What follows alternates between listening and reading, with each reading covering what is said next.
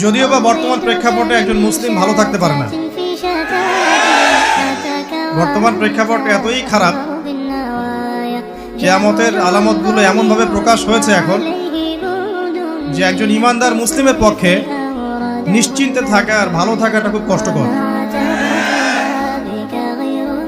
তারপরেও নবী সাল্লাল্লাহু আলাইহি ওয়াসাল্লাম আমাদেরকে দিক নির্দেশনা দিয়েছেন যে যখন ফিতনার যুগ আসবে, ফিতনার যুগ বলতে চতুর্দিক থেকে ফিতনার ফাসাদ। ফিতনা ফাসাদ কেমন? মানে আল্লাহ রাব্বুল আলামিন কোরআনে একটা বিষয় বলছেন, সমাজ তার উল্টা চলছে, এগুলো ফিতনা। নবী সাল্লাল্লাহু আলাইহি ওয়াসাল্লাম হাদিসে একটা বিষয় বলেছেন, সমাজ তার উল্টা চলছে, এর নাম ফিতনা।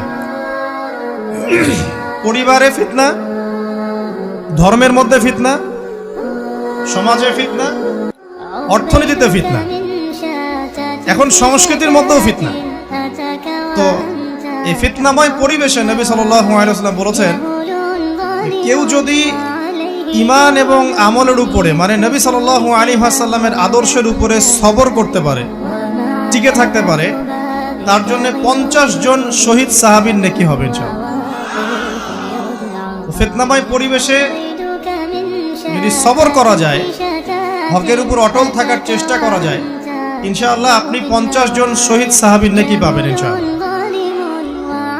তো প্রত্যেকটা ক্ষেত্রেই আপনি ফিতনা পাবেন। পরিবারের দিকে তাকাবেন, দেখবেন পরিবারের বন্ধনগুলো আগের মতো নাই, প্রচুর ডিভোর্স হচ্ছে, স্বামী স্ত্রীর বিচ্ছেদ প্রচুর বেড়ে গেছে।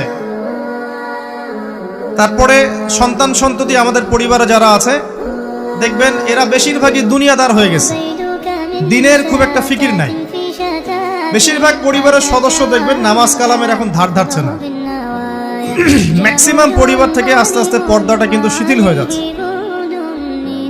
আপনি ব্যক্তি জীবনের দিকে তাকিয়ে দেখেন, গর্বের সাথে আমরা বলি না যে 90% মুসলিমের বাংলাদেশ, দেখবেন মেজরিটি সংখ্যক মুসলিম 5 ওয়াক্ত নামাজ জামাতে পড়ে না।